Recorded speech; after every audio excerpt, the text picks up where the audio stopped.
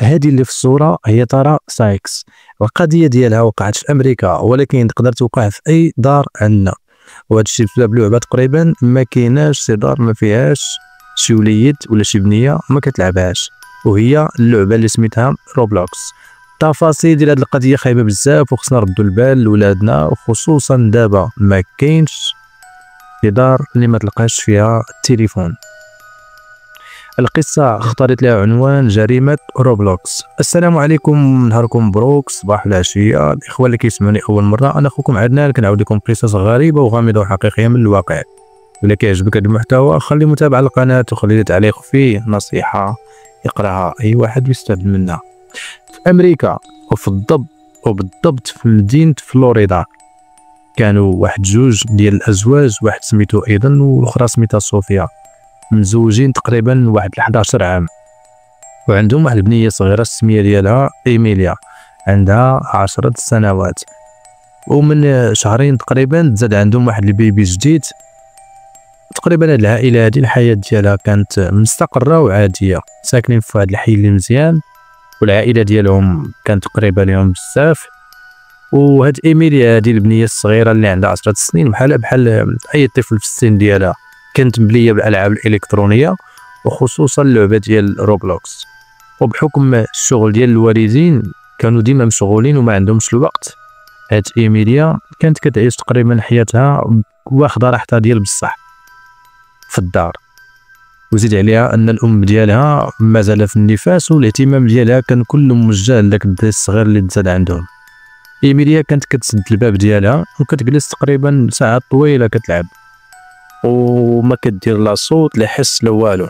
مع الوقت هذاك الاب والام بداو كيلاحظوا بان التصرفات ديال ديك البنت بدات كتبدل، ولات كتبغي تكون ديما بوحدها وكتغير من الخت ديالها الصغيره اللي تزادت عندها.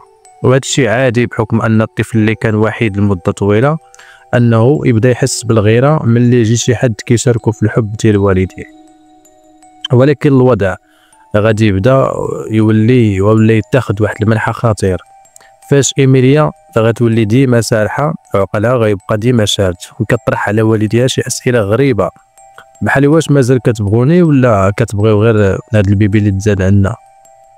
حتى واحد الليله هذيك الام وهي كاينه في الكوزينه كتسمع شي حاجه وشي كلمات بجات بحال شي حاجه اللي طاحت ولا شي حاجه، المهم كانت سمعت شي صوت اللي كان قوي بزاف. طلعت كتجري للطابق الفوقاني، وهنا غادي تصدم فاش غادي تلقى البيبي مرميه في الارض بلا وعي. والصدمه الكبرى فاش غادي تلقى ايميليا اللي هي عندها 10 سنوات واقفه قدام هذيك البيبي الصغير وساكته ومخلوعه. خدات بنتها الصغيره وداتها للسبيطار نيشان. فاش داروا ليها السكان اكتشفوا ان الجمجمه ديال هذيك البيبي مكسوره بسبب الضربه القويه اللي خدات.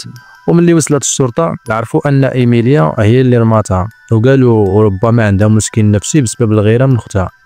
ولكن الصدمه كانت اكثر من الغيره فقط. ملي البنت بكل بروده قالت لامها انا غير بغيت نتهنى منها باش نعيش معكم بخير، وكان خاصكم نتوما تموتوا قبل ما تولدوا هاد البيبي.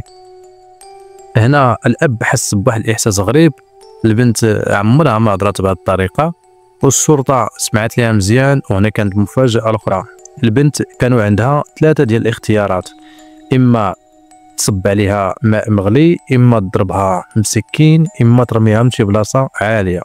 واختارت الحل الثالث حيت بان ليها ساهل. ومنين سولوها لقاو ان كل هاد الافكار كانت كتجيبها من الشات في لعبه روبلوكس. في هاد الشات كانت كتهضر مع بنت اخرى سميتها سايكس، وهي اللي كانت كتعطيها الاوامر. ولكن فاش الشرطه تفحصات الميساجات عرفوا ان هاد سايكس مستحيل تكون بنت عندها 10 سنوات. ملي البوليس بداو التحقيق ديالهم سولوا الوالدين واش كيعرفوا شي حد بهذا الاسم. انا تفكروا واحد السيده كيعرفوها من بعيد سميتها تارا سايكس، عندها 36 عام، مزوجه وعندها 3 وليدات. ولكن السلوك ديالها كان مشبوه، خصوصا بعد ما بنتها الكبيره تعرضت لاعتداء، وبدل ما يبلغوا البوليس طلبوا من اللي اعتدى عليها 100,000 دولار باش يسكتوا، وبنتهم هي اللي فضحاتهم. تارا سايكس حقدات على الناس اللي انتقدوها وخدات قرار باش تنتقم، وبدات بالعائله ديال ايدن وصوفيا. صنعت حساب وهمي في لعبه روبلوكس وولات صاحبه ايميليا، وبدات كتوريها انها كتعرف كل شيء عليها وحتى العنوان ديالهم. ومع الوقت ولات كتعطيها اوامر وقالت ليها خصها تقتل والديها، وملي رفضات قالت ليها تقتل اختها الصغيره والا غادي تموت هي. فاش شدو البوليس تارا سايكس نكرات كل شيء، ولكن فاش قلبوا التليفون ديالها لقاو المحادثات اللي كتدل على انها كانت كتحرض ايميليا على القتل.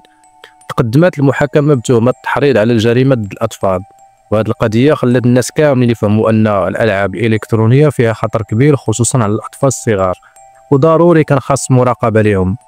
ونعرفوا ان الدراري ولادنا المعامل كيهضروا، حيت العالم ولا دابا مفتوح وما كنعرفوش شنو كاين في الجهه الاخرى ديال الشاشه. الله يحفظ وليداتنا وصافي. الا وصلتي لهنا ما تنساش تدعمنا بالمتابعه للقناه وخلينا النصيحه نستافدوا منها الا قدرتي بطبيعه الحال. تهلاو.